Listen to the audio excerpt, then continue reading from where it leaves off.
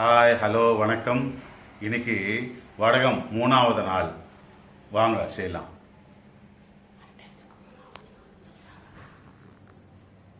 Part 3 வடகம் part 3.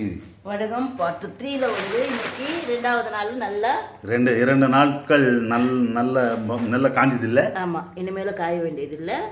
நல்லா தூள் பண்ணிக்கிட்டேன். இப்போ வந்து இதுல நம்ம இதுக்கு எடுத்துக்கலாம்.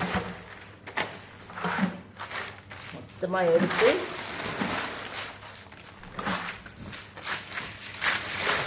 நீங்க நல்லா பார்ப்பீங்கன்றதுக்காக தான்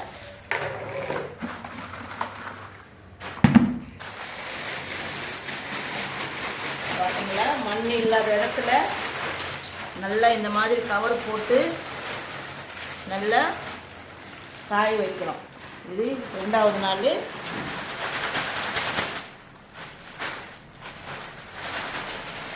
ரெண்டு நாள் வெயிலுக்கு நல்லா காஞ்சி போச்சு. தண்ணி இல்லாம பாருங்க, பார்த்துக்கோங்க.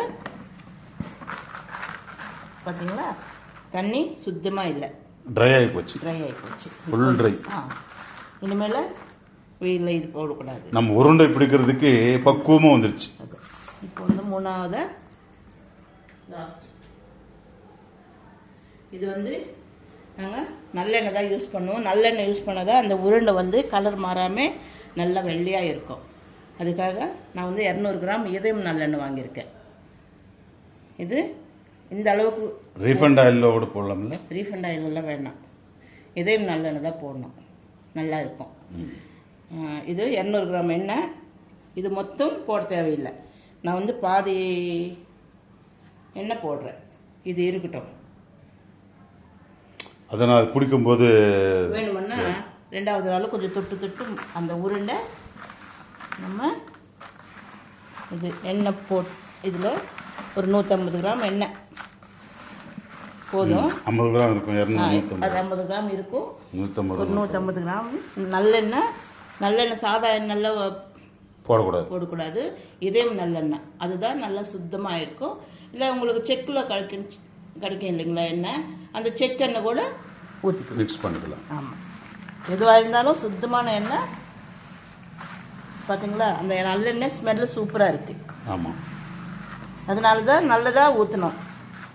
நம்ம விளக்கு ஏற்றுற நல்லெண்ணெயில் இதுக்கு மிக்ஸ் பண்ணக்கூடாது.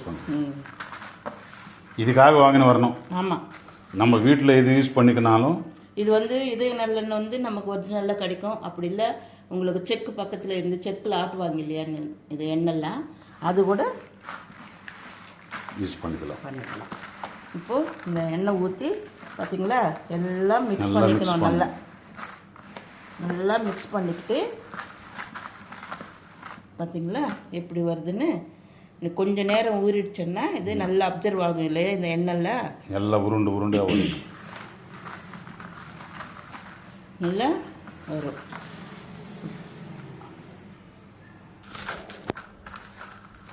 பார்த்தீங்களா, நம்ம 150 எண்ணெய் ஊற்றிருக்கேன்.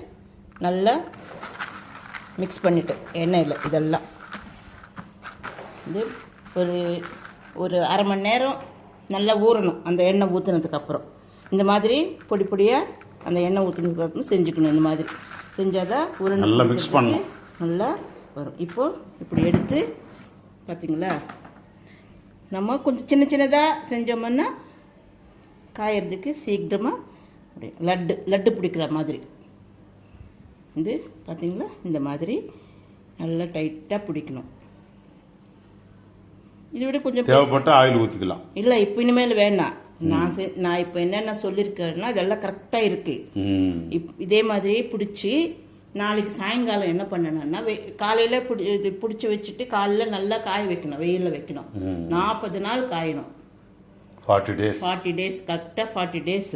இந்த மாதிரி உருண்டை பிடிச்சிட்டு நாளைக்கு என்ன தேதி? நாளைக்கு 3. 3ஆம் தேதி. 3 அப்புறமா 10 அடுத்த மாதம் 15ஆம் தேதி வரைக்கும் அந்த மாதிரி நல்லா காய வச்சு மே 15ஆம் தேதி வரைக்கும் நல்லா காய வச்சு நம்ம ஜாடியில் ஒரு நாள் கூட மிஸ் ஆகாமே பண்ணணும். நல்ல கண்ணாடி பாட்டில் பெருசாக இருக்கிறதுல வச்சுக்கலாம். இல்லை ஜாடி இருக்குல்ல, ஊறுகாய் ஜாடி எல்லாம் அந்த காலத்தில் பிங்காணி ஜாடி இருக்குமே, அதில் வச்சுக்கணும். இந்த பிளாஸ்டிக்கில் அலுமினியம் டப்பா சில்வர் டப்பாலெல்லாம் வைக்கக்கூடாது. பார்த்தீங்களா உருண்டை நல்லா ஆமாம் கொஞ்சம் கூட இதாகாம இந்த மாதிரி கெட்டியாக இருக்கு. ஒரே சைஸில் இந்த மாதிரி பிடிச்சி வச்சுக்கோங்க.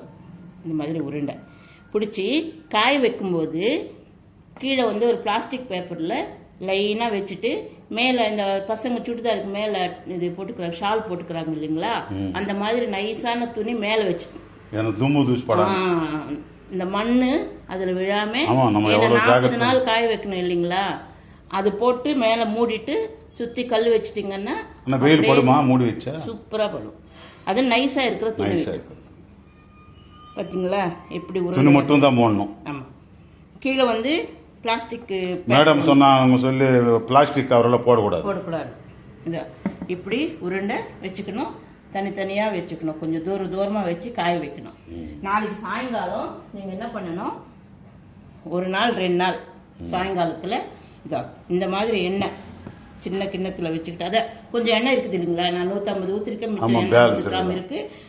இந்த மாதிரி எண்ணெய் கையில் எடுத்துக்கிட்டு இப்படி நல்லா இன்னொரு வாட்டி இந்த காஞ்சிருக்குது இல்லையா மேலே அந்த மாதிரி 2 நாள் இந்த மாதிரி எண்ணெய் தடவி நல்லா அமுக்கி விட்டுட்டு 2 நாள் செஞ்சிங்கன்னா உருண்டை பிடிச்சிங்கன்னா 3ஆவது நாள்னு ஒன்றும் தேவையில்லை.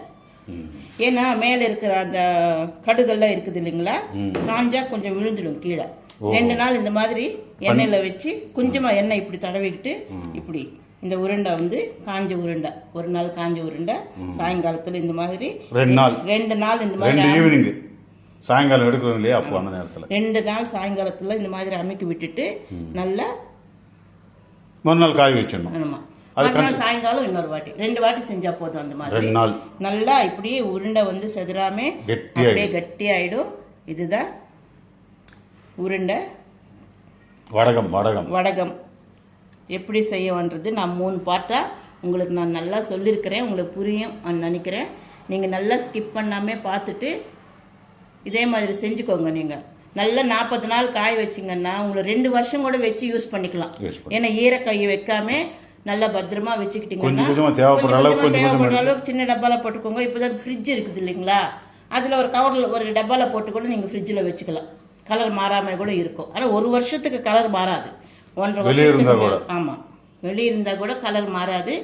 1.5 வருஷத்துக்கு மேலே தான் கலர் வந்து கொஞ்சம் சேஞ்ச் ஆகும். ஆனாலும் டேஸ்ட் நல்லா இருக்கும்.